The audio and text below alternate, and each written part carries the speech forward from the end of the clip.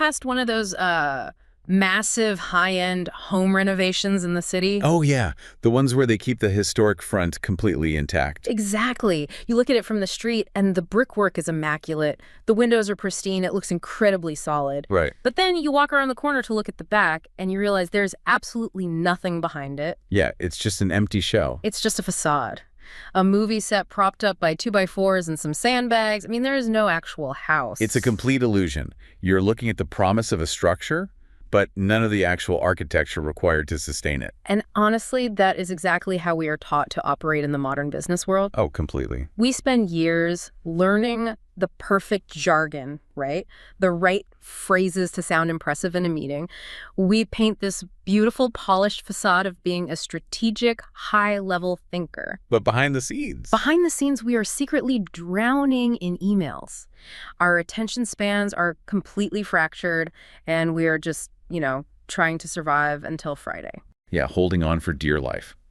So today, our mission for this deep dive is twofold. First, we're going to look at the exact language of leadership, how to explicitly talk about and label your mindset during business meetings to build trust and show emotional intelligence. Which is crucial. But we aren't stopping at the facade. We are going to explore the deep biological and operational mechanics of how you actually build and protect that strategic mindset. And you do that by mastering your 24 hours. Because the reality is, you can learn all the right corporate phrases to sound collaborative and strategic in a boardroom. You can have the vocabulary perfectly memorized. Right. But if you are secretly operating in a state of permanent reaction, if your nervous system is completely shot from constant context switching, and you're sacrificing your sleep just to answer late-night messages, your actions will never match your vocabulary. The structural integrity just isn't there. Exactly. We need to align your external communication with your internal daily operations. So we are going to build the actual house to match the beautiful front. Let's start with the immediate, actionable skills, the front of the house. We need to master the language of leadership, specifically how we express our mindset. Yeah, and that word gets thrown around constantly. Oh, it's everywhere. It's on a million motivational posters. But in a strict, practical business context, mindset is not just some abstract thought floating in your head. No, it's not. It is your attitude, your approach to challenges, and most importantly, how you handle pressure and engage with your team. Right. It's the cognitive filter through which you process the inherent chaos of your job. And there is a very specific strategic reason why we need to talk about it explicitly. Like out loud in a meeting. Yes, exactly. It's not enough to just quietly harbor a good attitude. Discussing your mindset out loud in meetings serves a distinct psychological purpose. Okay, unpack that a bit. Well, it builds immediate trust with your colleagues. It demonstrates a high degree of emotional intelligence. It aligns you with team goals and signals leadership capability. It is effectively putting a clear, readable label on the jar so everyone in the room knows exactly what kind of mental framework they're interacting with. Okay, so let's break this down into the 5 key business mindsets that we need to be expressing verbally. Having these exact phrases in your back pocket is incredibly useful for navigating boardroom dynamics. Definitely. The first one is the growth mindset. This is about communicating that you believe in learning and improving. It signals to the room that your ego isn't hopelessly fragile. Yeah, and think about when you are in a meeting and you're handed a task or a process you aren't familiar with. The instinct for many is to get defensive. Or just bluntly say, I don't know how to do that. Right. Instead, you explicitly frame your cognitive approach. You say, I see this as a learning opportunity. Or, we can improve this process over time. I love those. Or, my personal favorite for diffusing tension, I'm open to feedback and new ideas. Notice the psychological shift that happens in a room when you say, I'm open to feedback and new ideas. It instantly lowers the temperature. It really does. Because if I'm your manager and I hear that, you've just told me, hey, it is safe to critique this work because my identity isn't tied to the first draft. Exactly. You've essentially given me an off-ramp from a potentially combative conversation into a collaborative one. That is a massive trust builder. It lowers the defensive barriers in the entire room. So the second crucial framework is the solution-oriented mindset. Oh, we all know why this one is needed. We all know the colleague who can hold a meeting hostage for 30 minutes meticulously describing why a process is broken, but who brings zero actual ideas on how to fix it. Yes, They just admire the problem. Admiring the problem, exactly. A solution-oriented mindset actively pivots the energy of the room away from that spiral. So what's the phrase for this one? The phrases you want to deploy here are things like, let's focus on possible solutions, or how can we move forward from this? And I suggest we explore alternative options.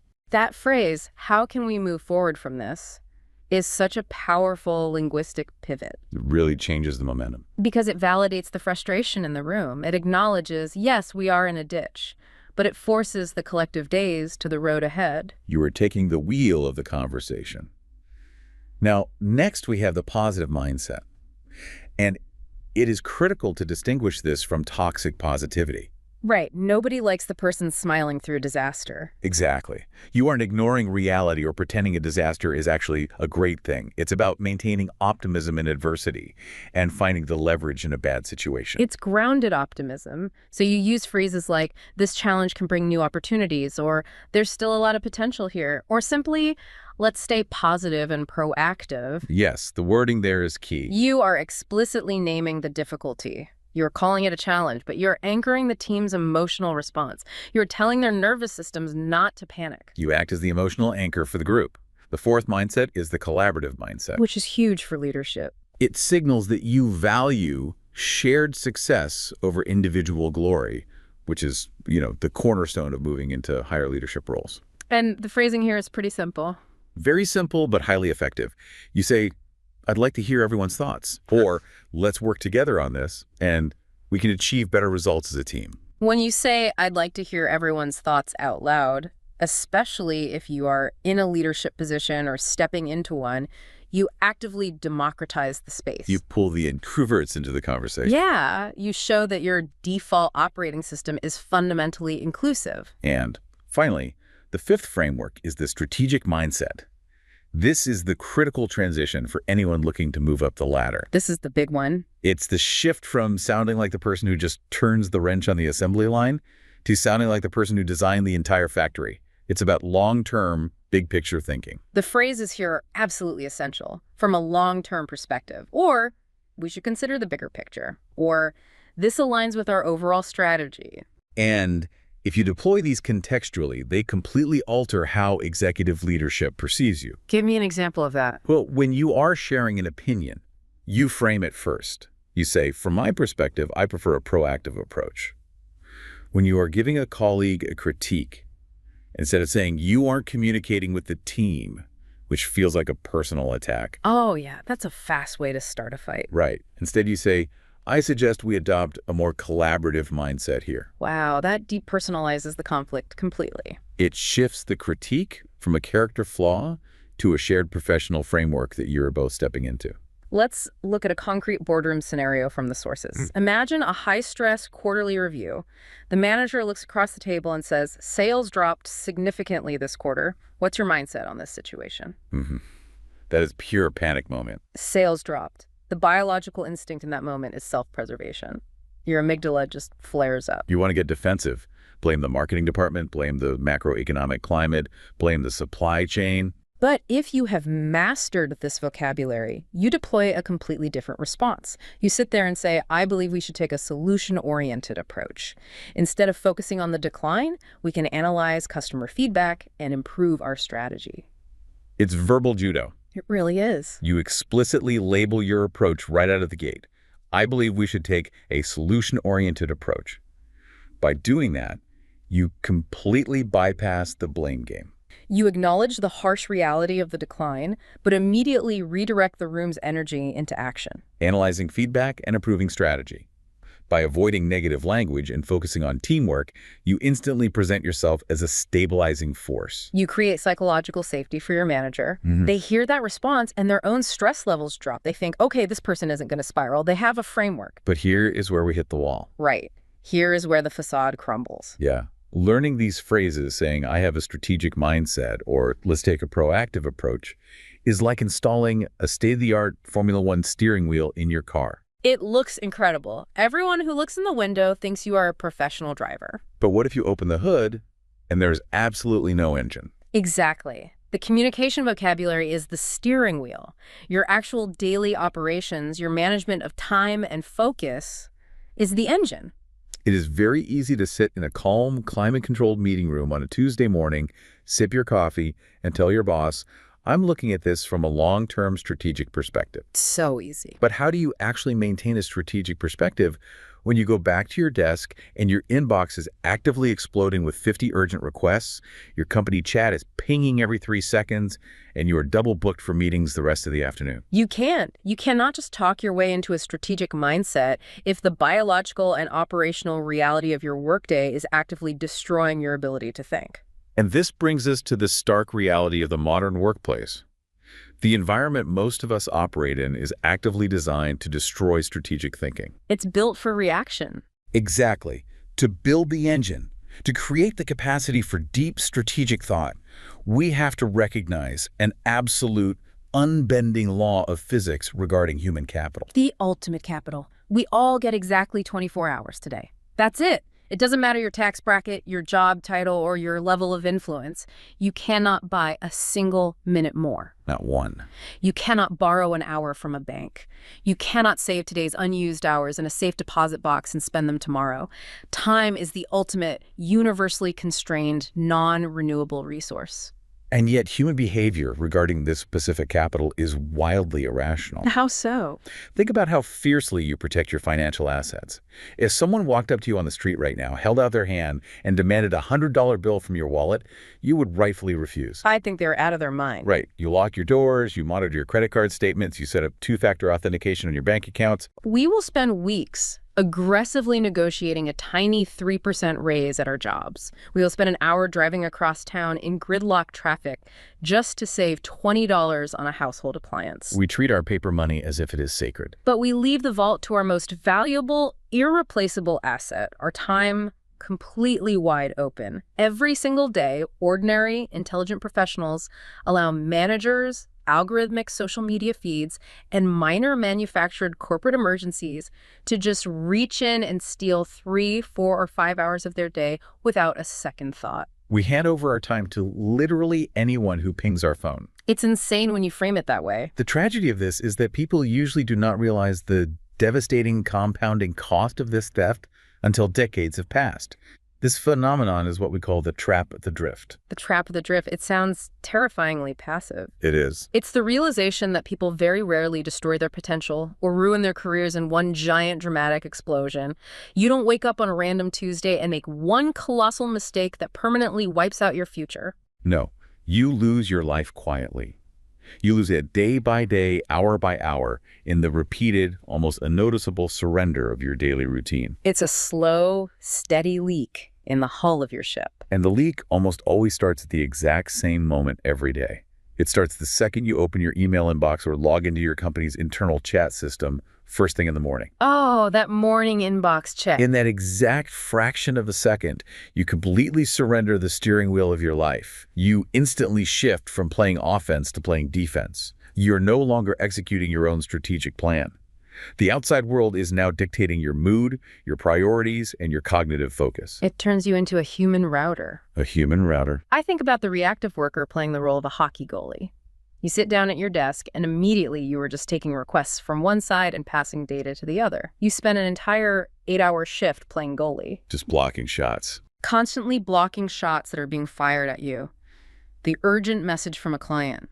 The lost PDF file. The 10-minute warning for a meeting with no agenda. You are diving left and right, putting out tiny, insignificant fire. But here is the devastating reality. You never actually move down the ice to score a point for your own life. You never build anything of lasting value. You exist purely to process other people's emergencies. And this creates a highly dangerous illusion in the modern workplace because of how our biology interacts with technology. The dopamine hits. Yes. When you clear out 50 unread emails and rapid-fire reply to 20 instant messages before lunch, your brain releases a small, satisfying hit of dopamine. It feels good. You feel incredibly busy. And the corporate system rewards you for this behavior. Your manager praises you for being highly responsive and a team player. But busyness is not value. We completely confuse motion with progress. The economic marketplace does not pay a premium to people who can answer an email within 30 seconds. Right. It does not hand out financial independence to employees who are simply excellent at attending useless meetings and clearing out their Slack notifications. The marketplace pays a premium for rare, specialized skills. It pays for the ability to solve complex, ambiguous problems, to synthesize information, and to execute deep, uninterrupted work. If we connect this back to the vocabulary we discussed earlier, the strategic mindset, how can you possibly maintain a long-term perspective if you are spending 8 hours a day acting as a human router for 10-minute emergencies? You can't. If your focus is constantly fractured, you cannot compound a new skill. If your cognitive energy is entirely drained by reactive tasks, you cannot plot a strategic career move. If you are stuck in the drift, your earning power hits a permanent ceiling. You become highly efficient at the routine, trivial tasks of your current job, but you never cultivate the leverage required to demand a higher salary or fundamentally change your trajectory. You become entirely dependent on your next paycheck because you never carved out the protected, deep focus hours required to build an alternative path. So the critical question becomes, if the modern workplace is essentially an elaborate trap designed to keep us playing goalie and destroying our strategic capacity, how do we escape it? How do we build the engine to match the vocabulary? Yes. The escape does not happen at 2 p.m. when the chaos is already at its peak. It starts before the workday even begins. We have to look at the architecture of your morning. To understand the solution, we need to borrow a foundational concept from the world of structural engineering, the margin of safety. The margin of safety. When structural engineers build a suspension bridge that needs to carry 10,000 tons of daily traffic, they do not design the steel cables to hold exactly 10,000 tons. That would be catastrophic. Exactly. They design the bridge to hold 40,000 or 50,000 tons. They build in a massive, invisible buffer. They engineer the structure so that when an unexpected storm hits, or an unpredictable convoy of heavy trucks crosses the span simultaneously, the bridge doesn't collapse into the river. It is built to absorb shocks without sustaining permanent damage. It's basic physics and common sense for a bridge. But look at how we treat the architecture of our own lives. The vast majority of ordinary, hardworking people wake up every single morning with an absolute margin of safety of 0. Zero buffer. They set their alarms for the latest possible minute. They calculate the exact minimal amount of time it takes to shower, get dressed, and rush out the door or log onto the computer. The very second their eyes open, they are already running late. You are stepping onto a bridge that is already carrying its absolute maximum weight limit. Which means if one single variable goes wrong, you spill your coffee, your kid can't find their shoes, there's a minor delay on the highway, or you get one unexpected text from your boss, the entire structure of your day collapses into frustration. You arrive at your desk completely out of breath, already playing defense. And your cortisol levels, the body's primary stress hormone, are skyrocketing before you've even read your first email. Good luck exhibiting a positive, solution-oriented mindset when your nervous system is vibrating with threat-level anxiety. It's biologically impossible. Now, if you look to the internet or popular business culture for a solution to this morning chaos, you will immediately encounter a very specific, highly toxic brand of productivity advice. Oh, the hustle theater. I want to attack this vigorously. Let's do it. There is an entire multi-million-dollar industry of productivity gurus screaming at us through our screens, telling us that to master our lives, we need to turn ourselves into unfeeling machines. Right. They insist you need to wake up at 3 a.m., jump into a freezing ice bath, run 5 miles in the dark, and aggressively grind on a side hustle until you physically collapse. They treat time management as this brutal, masochistic endurance sport where the person who suffers the most wins. It's mathematically flawed, biologically dangerous, and a guaranteed recipe for burnout. The people who truly build lasting wealth and enduring emotional stability do not operate with that frantic, desperate intensity. Exhaustion is not a badge of honor. Let's cement that point. Exhaustion is not a badge of honor. It is a blaring biological alarm that you have completely lost control of your boundaries. True high performers do not do more things faster. They actually do fewer things, but with absolute intention. So what is the humane biological solution? If we aren't waking up at 3 a.m. for an ice bath, how do we build this structural margin of safety? The framework is incredibly gentle and highly practical. You simply need to wake up 30 to 45 minutes before the world is allowed to speak to you. That's it. That is the entire secret. If you normally wake up at 7 a.m. in a state of panic, you adjust your routine to wake up at 6:15 a.m. You are gifting yourself the ultimate luxury in the modern world, unhurried time. Unhurried time. You are creating a quiet, protected space where your nervous system can boot up naturally setting the terms of engagement before the corporate machine wakes up. But there is a massive catch. A huge one. There is one non-negotiable rule for this 45-minute window. Absolutely no digital screens. Zero. This is so hard for people. When you reach for your smartphone while you are still lying in bed, you are essentially inviting hundreds of strangers into your bedroom to yell their demands at you before your feet have even hit the floor. You are instantly triggering a dopamine loop driven by algorithmic novelty. Or worse, triggering a cortisol spike by reading a stressful corporate email. The digital world can wait 45 minutes. The global economy is not going to collapse because you delayed checking your inbox. Instead of screens, you need to engage in low dopamine alternatives. You walk into a quiet kitchen and intentionally brew a cup of coffee. You sit in a comfortable chair and watch the sun come up. You read a physical book, specifically something timeless like philosophy, history, or a biography, rather than the frantic, temporary noise of the internet. You allow your brain to awaken without artificial high-velocity stimulation. And during this quiet, analog time, you perform one incredibly simple but profound act of cognitive planning. The one question. Yes. You ask yourself a singular intention: what is the one most important thing I need to accomplish today? You do not write out a massive, anxiety-inducing checklist of 20 chores. No, you identified the single specific task that will actually move the needle for your career, your finances, or your family. This connects perfectly back to the communication mindsets we started with. Think about how this morning calmness settles the amygdala, the part of your brain responsible for processing fear and threat. It's the foundation of emotional regulation. When you walk into work with a settled mind, having established that 45-minute margin of safety, you possess the biological capacity to actually exhibit a solution-oriented mindset. Exactly. When a sudden crisis occurs at work or a coworker makes an unreasonable demand, you don't react with panic or defensive anger because your nervous system is stable. Your baseline is calm. You can respond with the exact phrases we learn. You can actually say, let's focus on possible solutions, or how can we move forward, because you aren't fighting for your life. A calm, grounded mind is the ultimate financial asset. When you own your morning, you protect your judgment, and your judgment is what ultimately determines your earning power. People who are chronically rushed and anxious make terrible decisions. They accept bad deals. They snap at managers. They lack the cognitive endurance to solve hard problems. Exactly. So we've protected the morning. We've built the bridge to hold 40,000 tons. But now we are at the office. The workday has started. The demands are crashing over us. How do we execute that single important task we identified? How do we defend our focus to do the rare, high-value work that actually moves the needle instead of defaulting back to playing goalie? This brings us to the execution phase.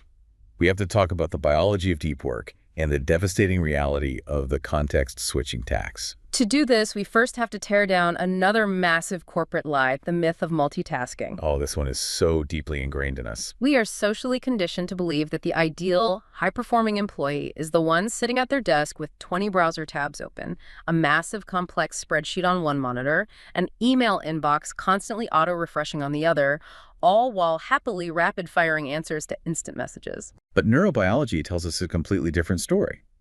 Multitasking, as we understand it, is a complete illusion. Wait, really? It's completely fake. Totally fake. The human prefrontal cortex cannot focus on two complex cognitive tasks simultaneously. You aren't doing three things at once.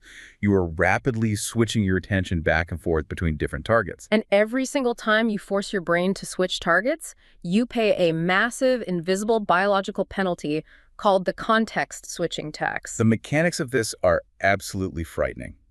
When you are deeply immersed in a difficult task, say, writing a strategy document or analyzing a complex data set, your brain has loaded the rules and context of that task into your working memory. Okay, so it's all loaded up. If your phone pings with a minor update and you look away to read it, your brain is violently yanked out of its deep processing state. And here's the critical part.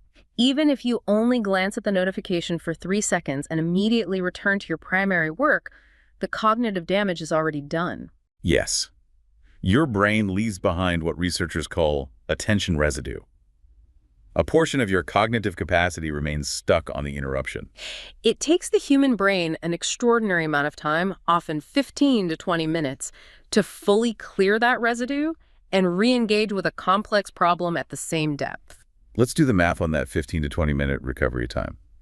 If you allow yourself to be interrupted just 4 times in a single hour, Which, let's be honest, is a quiet, low-traffic hour in most modern corporate offices. Right. If you get 4 interruptions, you have effectively spent the entire hour operating at a shallow, severely compromised level of intelligence. You are never reaching deep focus. It is exactly like trying to drive a high-performance car on the highway with the emergency brake pulled all the way up. You have the accelerator pressed to the floor, the engine is screaming, you are burning an immense amount of fuel, but you have zero actual momentum. You are exhausting yourself while achieving very little. The practical solution to this biological limitation is deliberate isolation. Deliberate isolation. People who produce extraordinarily valuable work in the marketplace do not operate in a state of continuous, low-grade distraction.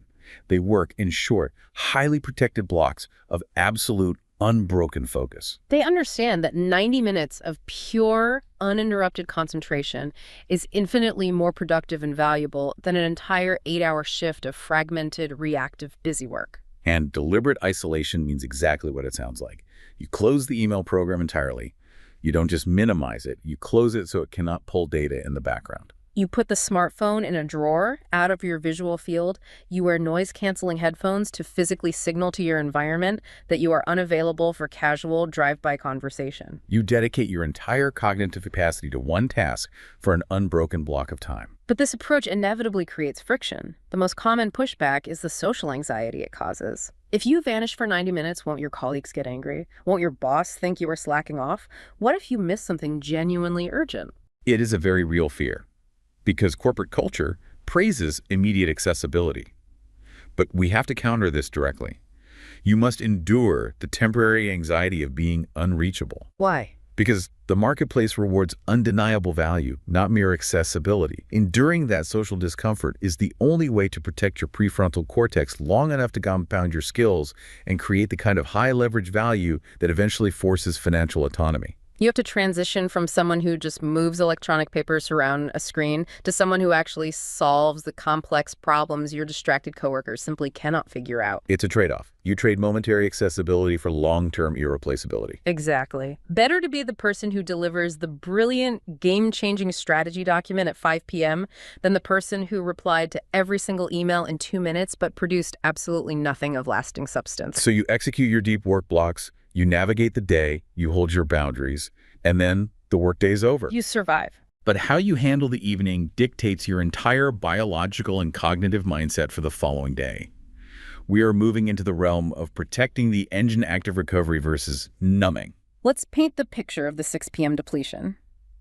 When you walk through your front door or shut your laptop at the end of a long workday, you experience a universally understood biological reality.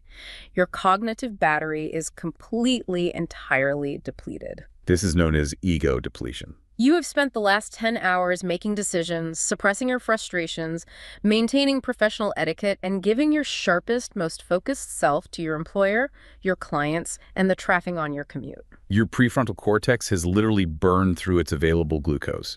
Your brain is not politely asking for a gentle break.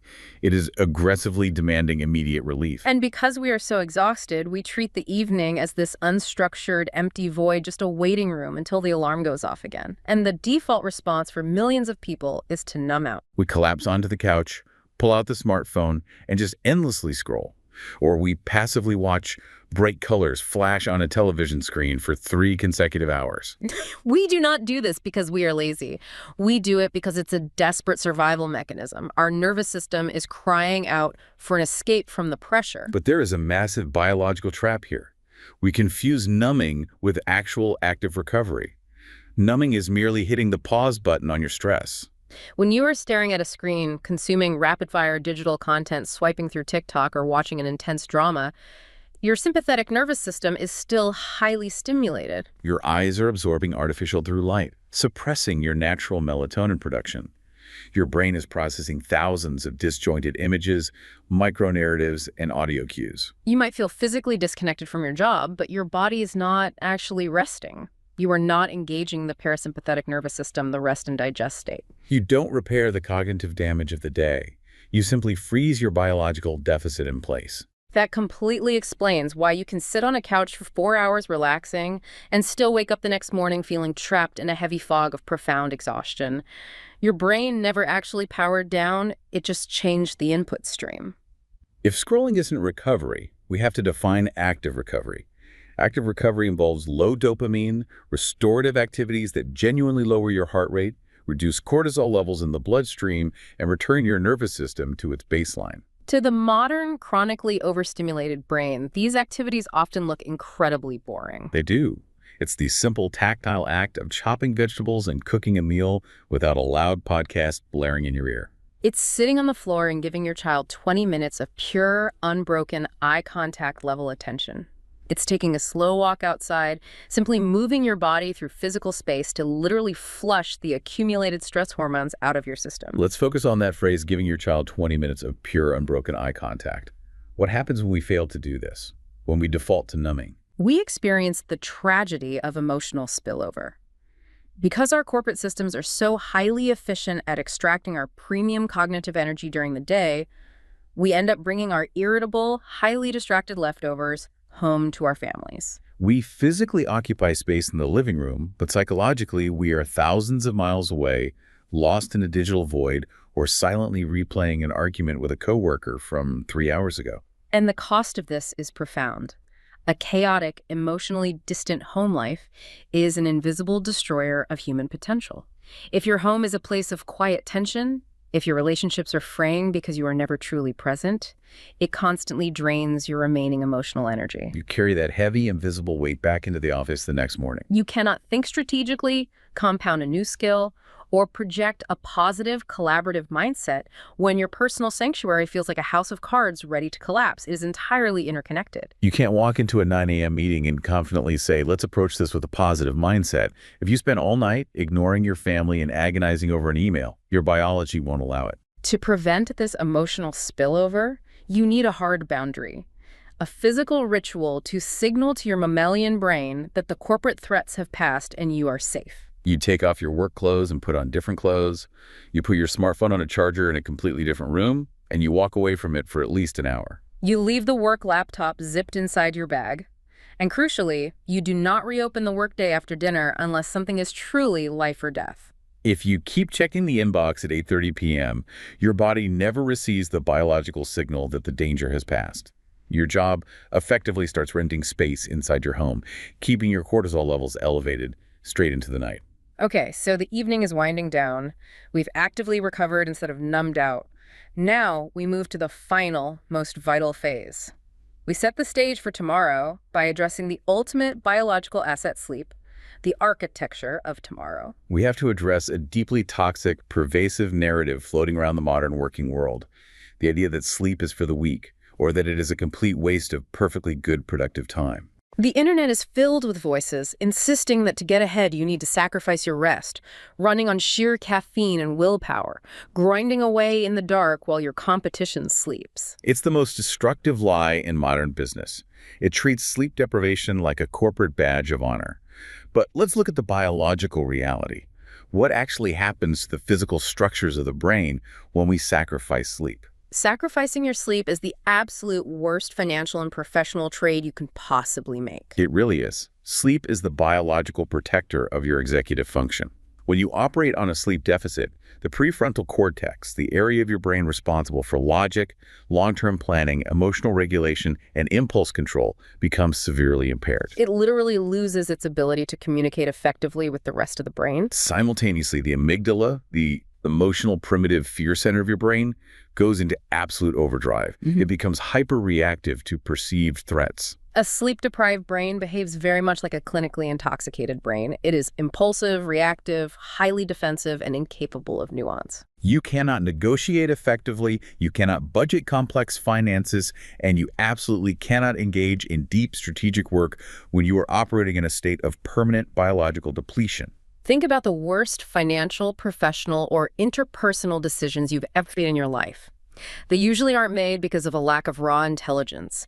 They are made because you were chronically exhausted, your prefrontal cortex was offline, and your primitive brain desperately demanded a quick hit of comforting dopamine. Which is why a successful, highly focused workday does not actually begin when your alarm clock goes off in the morning. It begins the night before. You have to actively architect your tomorrow to protect your limited cognitive resources. If you wake up with a zero preparation, the moment your alarm goes off, your brain is immediately forced to make a rapid series of trivial decisions. What shirt am I going to wear? Where did I leave my keys? Did I wash my gym clothes? What's for lunch? This introduces the concept of decision fatigue.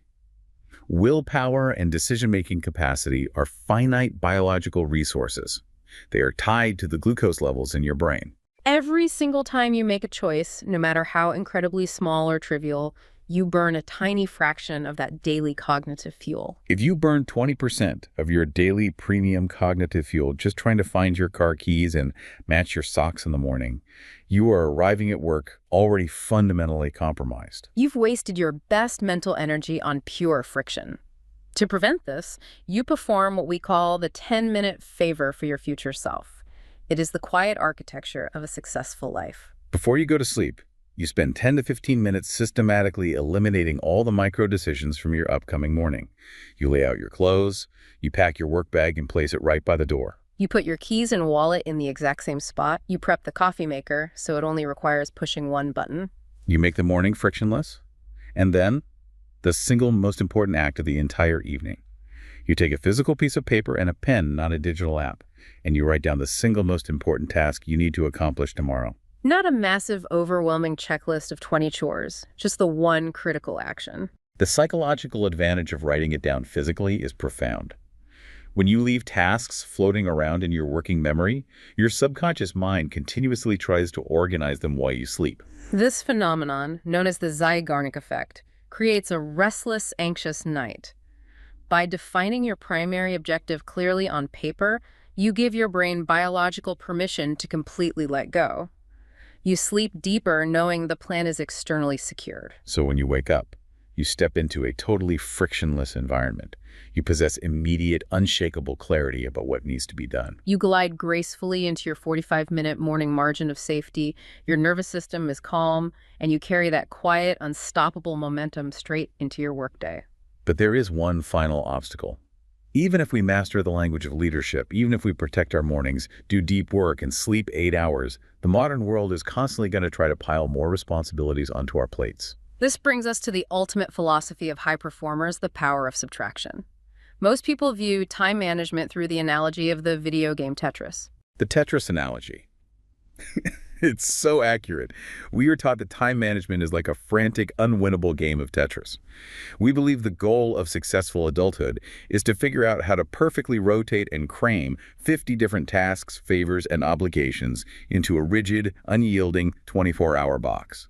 We think if we just type faster, walk faster, sleep a little less, and optimize our calendar, we can squeeze 3 more blocks of productivity into our day. We download new apps, we listen to podcasts at a double speed, we eat lunch hunched over our keyboards. But just like in Tetris, the blocks just keep falling faster and faster until the screen fills up and the game is over. You burn out.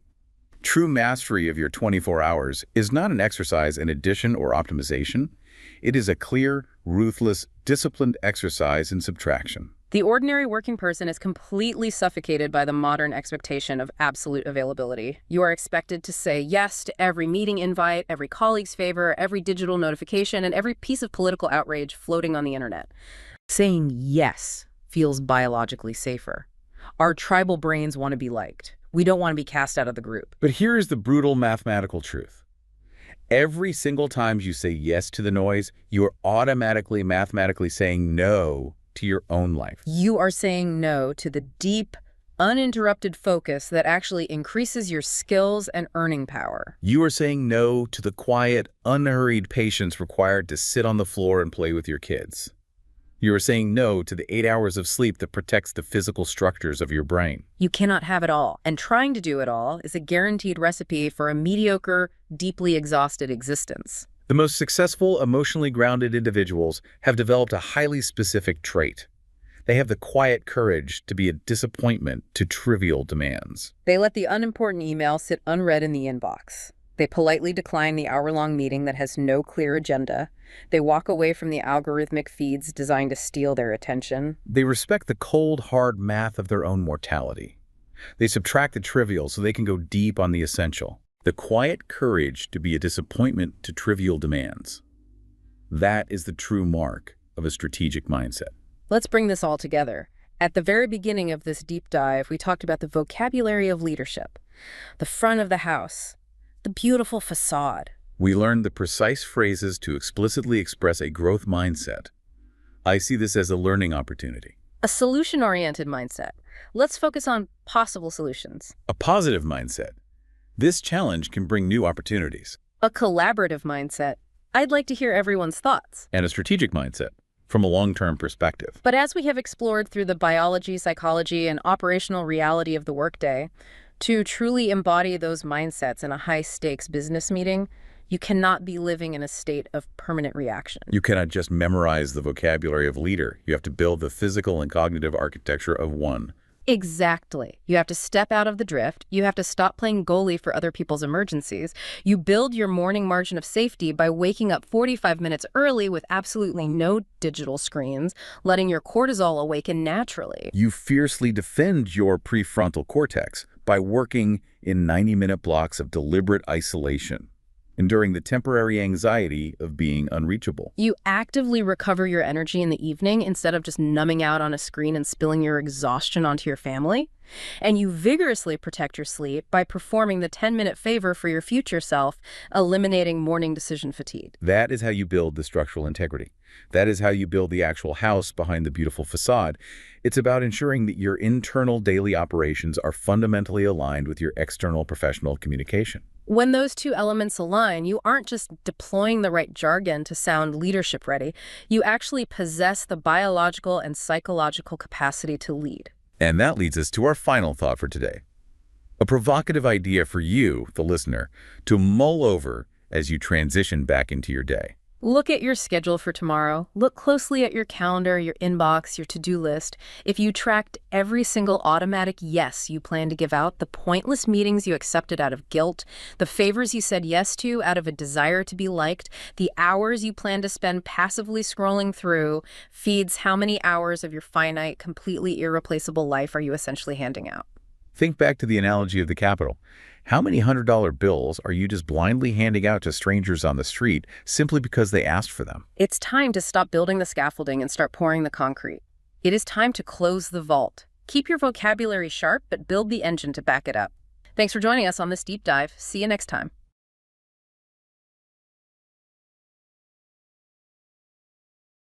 If a stranger walked up to you on the street right now, held out their hand, and just asked you to give them $100 from your wallet, you would rightfully refuse. Right. Yeah. You'd probably look at them like they're completely out of their mind. Exactly.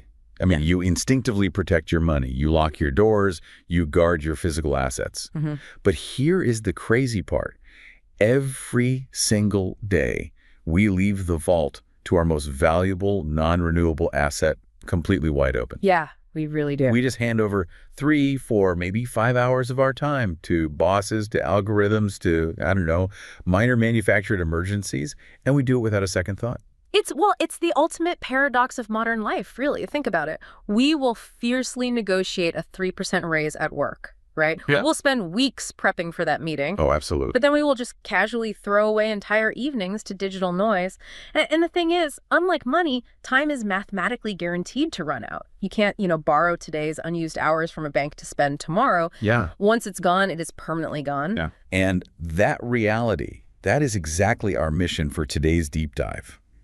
We're exploring how to actually master your daily 24 hours. Right. We're looking at the mechanics of protecting your attention from an economy that is, frankly, brilliantly engineered to commodify it. It really is. But we're not just dealing in high-level theories here. We are combining this with a practical guide on how to actually communicate these boundaries at work using specific mindset language. Yeah. Because let's face it, you can't just hide under your desk to get things done. No, you can't. And let's also set the tone for this early on. True time management isn't about becoming some hyper-efficient corporate robot, just frantically cramming more tasks into a rigid schedule. Thank goodness. Right. We aren't aiming for perfection here. It's Yeah. actually about reclaiming your humanity. It is about deliberately lowering your biological and emotional pressure so you can point your life in a direction you actually choose. Yeah. And frankly, even if you only manage to implement these ideas like 3 days a week, you're still miles ahead of where you started. Okay, let's unpack this. We have to start with this concept from our research called the trap of the drift. The drift, yeah. It's this state of permanent, low-grade reaction. Yeah.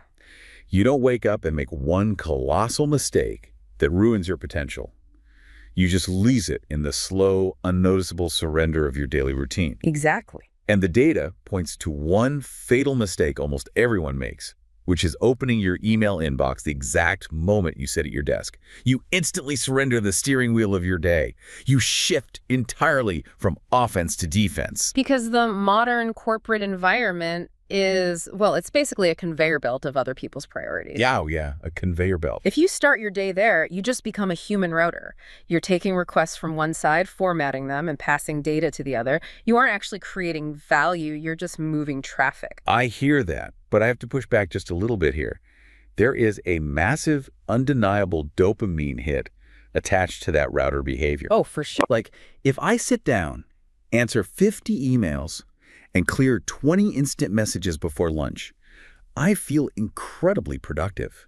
It feels like I'm playing goalie, miraculously blocking shots all morning. Right. And the whole system praises us for being highly responsive. And honestly, what if our jobs literally require us to be responsive? It feels impossible to just stop playing goalie. Well, that dopamine hit is incredibly real, and it's completely by design. Clearing a notification is like pulling the lever on a slot machine. Your brain gets a tiny chemical reward every single time. Yeah. But what's fascinating here is how our culture tries to solve this tension. Yeah. You go online and you're sold this toxic hustle theater. Oh my gosh, the hustle theater, yes. Influencers scream that to get ahead, you need to wake up at 3 in the morning, take a freezing ice bath, and just grind until you collapse. Right. Exhaustion gets sold as a badge of honor. But biologically, that approach is a fast track to burnout. The most grounded, successful people take a completely different route. They build what engineers call a margin of safety. A margin of safety. Okay, like the buffer they use when building a bridge. Exactly like that. Think about how structural engineers work. When they build a suspension bridge meant to carry, say, 10,000 tons of daily traffic, they don't design the cables to hold exactly 10,000 tons. Right, that would be a disaster. They design them to hold 50,000 tons. They build a massive invisible buffer to account for unexpected high winds, earthquakes, or just sudden massive loads. Wow. If you want to survive the unpredictable high-stress demands of your workplace, you have to engineer that same structural buffer for your mind. So how do we do that? You simply wake up 30 to 45 minutes before the world is allowed to make a single demand on your time. So not 3 a.m., just 45 minutes before your usual, panic wake up. Yeah, exactly. Or even 15 minutes if you have a newborn or a brutal commute. The duration matters way less than the boundary. But there is a non-negotiable physical rule to this margin. You keep the phone on a charger in a completely different room. I really love the visual the research gave us for this. It's intense. It is. Reaching for your phone while you're still lying in bed, it's the equivalent of inviting hundreds of strangers into your bedroom to yell their demands, their political outrage, and their emergencies at you before your feet even hit the floor. Yeah. It's a terrifying image, but it captures exactly what we are doing to our brains. Because when you do that, you trigger an immediate, unnatural spike in cortisol. You are launching your nervous system into a threat response state while you're still horizontal. Which is terrible. By keeping the phone away, you use that morning window for low dopamine activities. You brew coffee. You read a few pages of a physical book, philosophy, history, something timeless. Something quiet. Right. You let the prefrontal cortex, which is the logic center of your brain, boot up naturally without an artificial threat. And during that quiet time, there's one incredibly simple planning question you ask yourself. What is the one most important thing I need to accomplish today? Yes, just one. Not a laundry list of 20 chores. One critical task. Because defining that single intention grounds you. You walk into the office with a settled nervous system. So when that inevitable crisis hits at 10 a.m., you respond with patience and clear judgment instead of a panicked, knee-jerk reaction. That makes a lot of sense. And over the span of a career, protecting your judgment is the single biggest factor that determines your earning power. Okay, that makes perfect sense for the morning. But let's look at the reality of the rest of the day. Because that calm morning is beautiful. But the second you step into the office, the chaos begins. Oh, yeah. If we are going to actually execute that one important task we identified, we need deep focus. doing that complex, deep work is what actually increases our value in the marketplace. I mean, the market does not pay a premium for answering emails in 30 seconds. Definitely not. It pays for rare, specialized skills. But carving out focus is tough. Why does just glancing at a text message derail us so badly? Because I've read that a 3-second distraction can cost you 20 minutes. How is that biologically possible? It all comes down to something called attention residue. The modern workplace sells us this massive illusion of multitasking. Right. We treat having 20 browser tabs open while answering a coworker's question as some sort of superpower. But your brain cannot process 2 complex cognitive tasks simultaneously. It is physically impossible. You are just rapidly switching your attention back and forth. So it's like a context-switching tax. A massive tax. When you are deep into a project and you stop to read an email, your brain has to unload the complex architecture of the project from your working memory and then load the context of the email. Oh, wow. And when you return to the project, that mental architecture doesn't just instantly snap back. Fragments of the email, that's the attention residue, are still stuck in your working memory. That sounds exhausting. It literally takes the human brain 15 to 20 minutes to fully clear that residue and re-engage the neural pathways required for deep problem solving. Every single time you glance at your phone, you are hitting the reset button on that 20-minute timer. You just end up spending your whole day operating in the shallow waters of distraction with the emergency brake pulled up. Which is exactly why high performers practice deliberate isolation. Right. They don't attempt to focus for 8 straight hours. The brain is far too energy intensive for that. Instead, they work in short, highly protected blocks of roughly 90 minutes. This aligns with the body's natural ultradian rhythms. Okay. They put on noise-canceling headphones, they put the phone in a drawer, they close the extra tabs, and they dedicate their entire cognitive capacity to one task. This is where I struggle, though, and where our notes on mindset language come in. Yeah. Let's say you practice this deliberate isolation. You emerge after 90 minutes, and your coworker walks up and asks, "Hey, why were you unreachable? I needed you." Right. I can't just say, "Leave me alone, I'm doing deep work." Yeah. That destroys team trust. The research suggests applying mindset language, communicating your boundaries as a professional asset. Yeah. But if I look at my coworker and say, from a long-term perspective, I needed to focus on the bigger picture of this report so it aligns with our overall strategy, Dave in accounting is going to roll his eyes and think, I've turned into a corporate robot. You're completely right. Reading a script word for word always sounds artificial. The point of mindset language isn't to memorize corporate buzzwords. It's to shift the underlying framework of the conversation. Okay. The core of the strategic mindset is moving the interaction from defensiveness to shared value. So instead of sounding robotic, you just translate that principle into human terms. Like what? You say, "Hey, Dave, I want to make sure this report is bulletproof for the client, so I went offline to give it my full attention. What do you need?" Oh, okay. You are still communicating the boundary, but you're framing your isolation as a benefit to the whole team. Okay, that feels much more practical. You're painting your boundaries with language that makes you look reliable rather than evasive. Exactly. The notes also talk about a solution-oriented mindset for when people interrupt you just to complain. Oh, that happens all the time. Instead of getting sucked into a 20-minute gossip session about how terrible a new policy is, you subtly force the distraction toward a resolution. You say something like, "Yeah, the rollout is messy. What's our best move to navigate it today?" Right. You gracefully shut down the distraction by demanding a solution. You're protecting your attention by raising the barrier to entry. If people know you're going to ask them for solutions, they stop bringing you empty complaints. That makes total sense. And similarly, if a project gets derailed because you missed a message while you were isolated, you use a growth mindset. Instead of panicking and apologizing profusely, you say, "Okay, we missed that window. Let's look at how we can tighten up the communication loop for next time." Oh, I like that. It protects your reputation while keeping your biology safe from the panic response.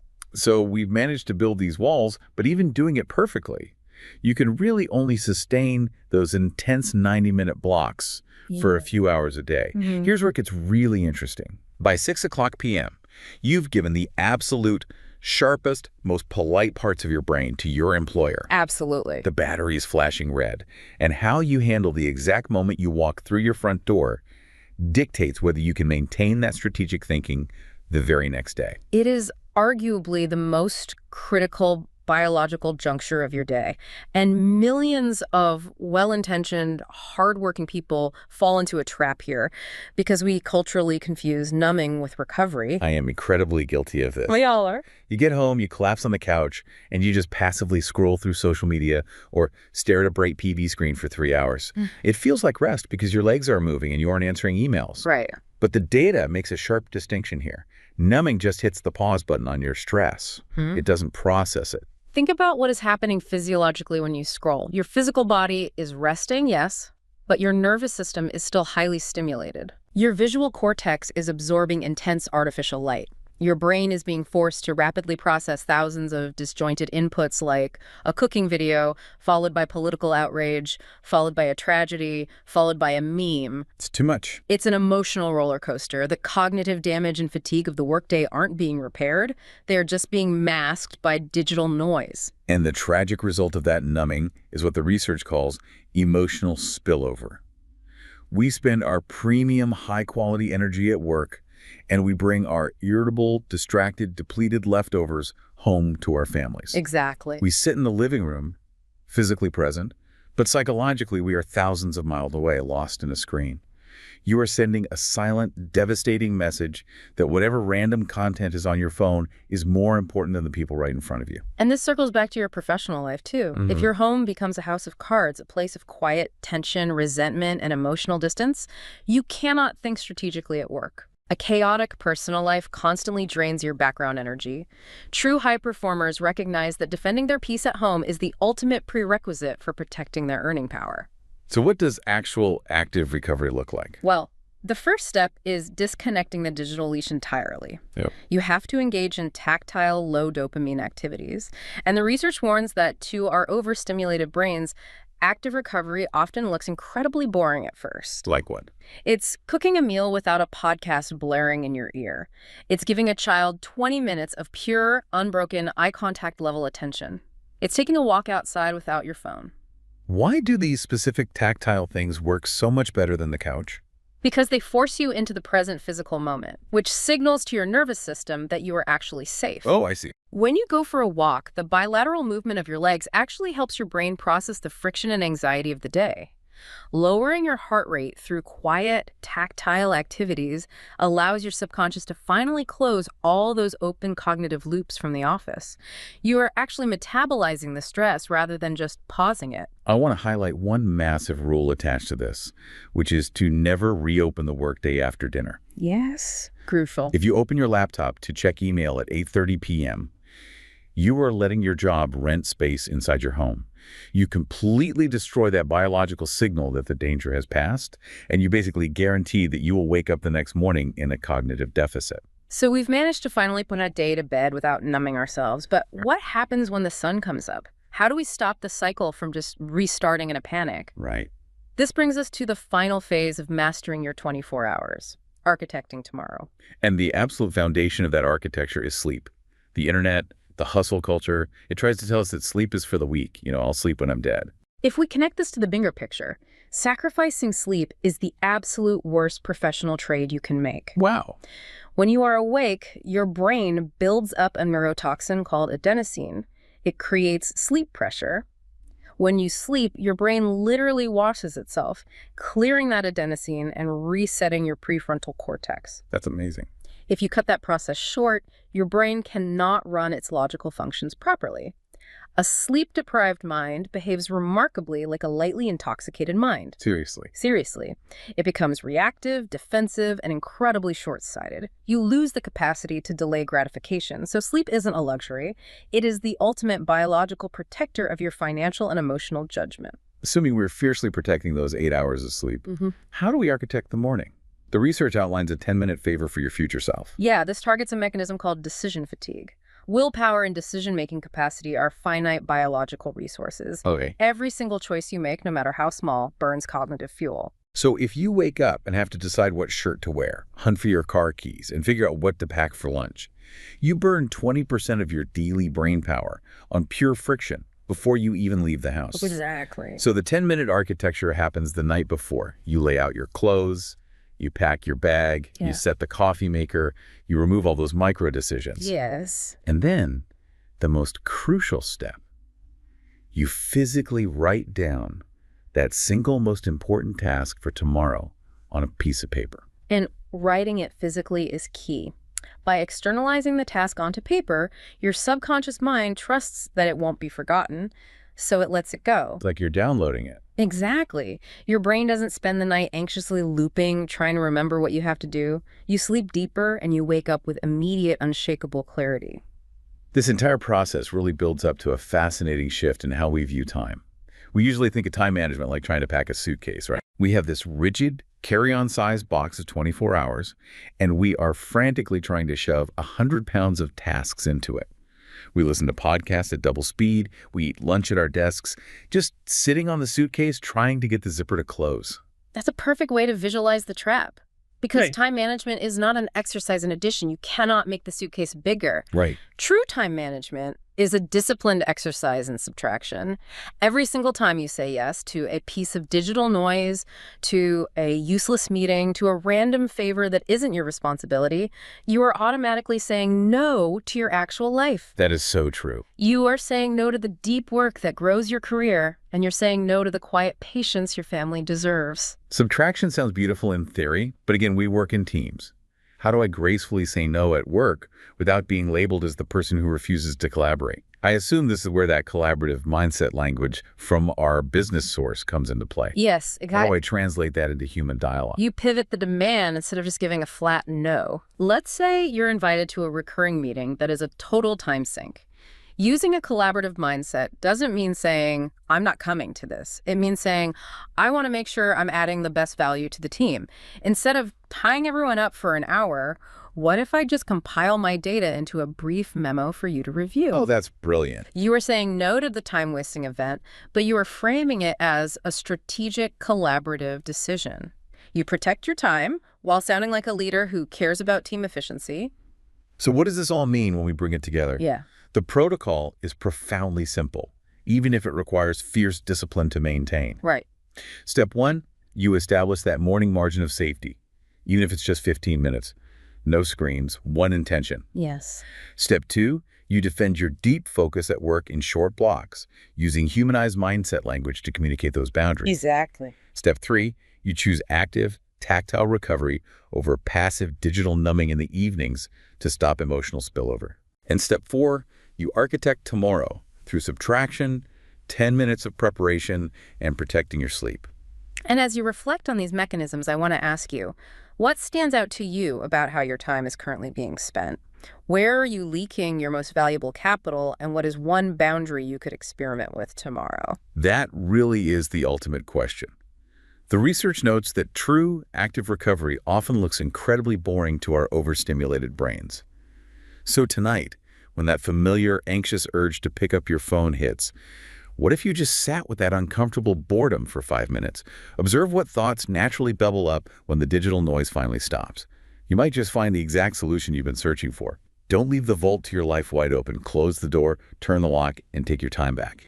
Hello, everyone, and welcome back to Business English Conversations. We're really happy to have you here with us today, and we're excited to bring you another practical English lesson that you can actually use in real workplace situations. Hi, everyone. Welcome back. Thank you so much for spending your time with us today. I'm Daniel, and I'm here with my colleague, Sophia. On this channel, we help you improve your English by practicing real conversations that sound natural, professional, and useful for everyday work life. That's right. Today's topic is something very interesting and also very important in modern workplaces. We're going to talk about how to explain your mindset in business meeting conversations. Yes, and this is something people often forget. In meetings, interviews, or performance discussions, it's not just about what you do. It's also about how you think, how you approach problems, and how you handle challenges. Exactly. Your mindset tells people a lot about you. For example, whether you are a problem solver, whether you stay calm under pressure, whether you are open to feedback, or whether you prefer structured thinking. And many learners struggle with this because mindset feels abstract. It's not like describing a project or a task. It's more about thoughts, attitudes, and behavior. So today, we're going to show you how to talk about mindset in a natural way during a business meeting. We will use a realistic conversation between colleagues so you can understand how it works in real life. And we will include practical phrases you can actually use, not just theory. So let's begin. Imagine this situation. You are in a team meeting and your manager asks you how you approach work challenges and decision-making. I will start the conversation. Great. I'll respond as the colleague. So, before we move to the next agenda point, I'd like to ask something a bit more personal. When you are handling a difficult task at work, how would you describe your mindset? That's a really good question. I think my mindset is quite focused on learning and problem solving. When I face a challenge, I don't immediately think about whether I can or cannot do it. I first try to understand the situation clearly. That's interesting. So you focus more on understanding rather than reacting emotionally. Yes, exactly. In the past, I used to react quickly and sometimes feel stressed when things were unclear. But over time, I realized that staying calm and analyzing the situation gives better results. Can you give an example from your work experience where this mindset helped you? Yes, actually. Recently, I was working on a project where we had a tight deadline and some missing information from the client. At first, I felt a bit pressured, but then I reminded myself to slow down and focus on what I could control. That sounds like a very practical approach. What did you do next? I broke the problem into smaller parts. First, I listed what information we already had. Then I identified what was missing. After that, I contacted the client with specific questions instead of sending a general request. That sounds very structured. So your mindset helped you stay organized. Yes, exactly. I think my mindset is very structured under pressure now. I try not to panic. Instead, I ask myself, what is the next small step I can take? That's a powerful question. I like that approach. In meetings, people often overthink problems instead of breaking them down. Yes, and I also learned that mindset is not something fixed. It changes over time. Earlier, I used to think that I needed to be perfect. Now I think progress is more important than perfection. That's a very important shift. So would you say you have a growth mindset? Yes, I would say so. I believe that skills can improve with practice. Even if I don't know something today, I can learn it step by step. That's great. And how does this mindset affect your teamwork? It helps a lot. In team discussions, I'm more open to feedback now. I don't feel defensive when someone suggests improvements. Instead, I try to understand their perspective. That's very useful in business environments. Many people struggle with feedback. Yes, I used to struggle too, but now I see feedback as a tool for improvement, not as criticism. For example, if someone says my report needs more clarity, I don't feel bad. I ask, how can I make it clearer? That's a very healthy mindset. I want to ask something else. How do you handle uncertainty in projects? That's a good question. I think my mindset towards uncertainty is acceptance. I accept that not everything will be clear from the beginning. Instead of waiting for perfect information, I start with what I have. That's interesting. So you are comfortable working with incomplete information? Yes, to some extent. Of course, I still need clarity for important decisions, but I don't wait for everything to be perfect before starting. That's very realistic. In business, we rarely have perfect information. Exactly. And I think mindset plays a big role here. If your mindset is too rigid, you get stuck. But if your mindset is flexible, you can adapt more easily. Flexibility is definitely important. Can you explain how your mindset changes during stressful situations? Yes, during stress, my first reaction used to be emotional. I would feel overwhelmed. But now I try to pause. I take a short moment before reacting. I remind myself that stress is temporary. That pause sounds very important. It is. Even 5 seconds of pause can change your thinking. Instead of reacting, I respond. That difference is very powerful in meetings. Absolutely. Responding instead of reacting is a great mindset shift. Yes, and I also try to focus on solutions rather than problems. When something goes wrong, I ask, what can we do now, instead of, why did this happen? That's a very solution-oriented mindset. Do you think this helps in leadership situations as well? Definitely. Leaders need to stay calm and guide others. If a leader panics, the whole team feels it. But if a leader stays focused, the team feels more confident. That's very true. Let's imagine you're in a meeting and someone asks you directly, how would you describe your work mindset in one sentence? How would you answer? I would say my mindset is focused on learning, staying calm under pressure, and finding practical solutions step by step. That's a very strong answer, clear and professional. Let's go deeper now. How do you stay motivated when work becomes repetitive? That's a challenge sometimes. I remind myself of the bigger purpose. Even repetitive tasks contribute to the overall goal. I try to connect small tasks with bigger outcomes. That helps you see meaning in your work. Yes, exactly. If I only focus on repetition, I lose motivation. But if I see the value, my mindset becomes more positive. That's a great way to think. I want to ask about mistakes. How does your mindset handle mistakes at work? I used to see mistakes as failures. Now I see them as feedback. When I make a mistake, I ask myself what I learned from it. That's a big change. Yes, and it reduces fear. When you're not afraid of mistakes, you can try new things more confidently. That's very important in business growth. Innovation often comes from trial and error. Exactly, and mindset is the foundation of that. If your mindset is afraid, you will avoid risks. If your mindset is open, you will explore more ideas. Let's talk about communication. How does mindset affect how you speak in meetings? My mindset helps me listen more carefully. I don't rush to speak. I try to understand others first. This makes my responses more thoughtful. That's a very valuable communication skill. Yes, and I also try to stay respectful even when I disagree.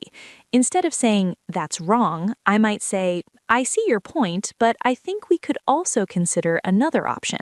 That's a great phrase. It sounds professional and balanced. Thank you.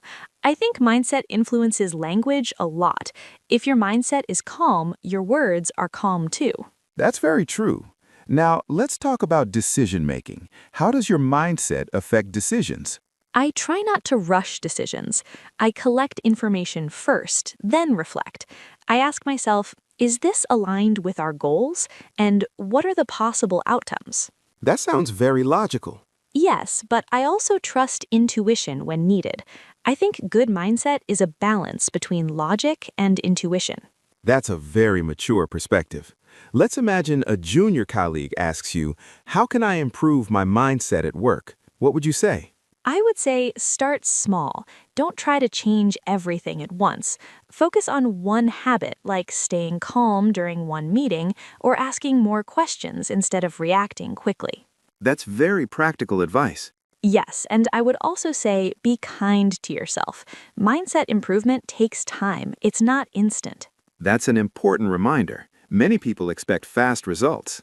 Exactly. But mindset is built daily through small choices. Before we finish, let's summarize. What are the key points when talking about mindset in business meetings? First, describe how you think during challenges. Second, give real examples from your work. Third, explain how your mindset helps teamwork, communication, and decision-making. And finally, show that you're open to learning and improvement. That's a very clear structure. It helps listeners understand your thinking process. Yes, and it makes your answers sound more professional and confident. Thank you everyone for listening today. We hope this conversation helps you feel more confident when talking about your mindset in business situations. Yes, remember that mindset is not about being perfect. It's about how you respond, adapt, and grow over time. Keep practicing these ideas in your daily English conversations. And we'll see you in the next episode. Until then, keep learning, keep improving, and keep speaking English with confidence.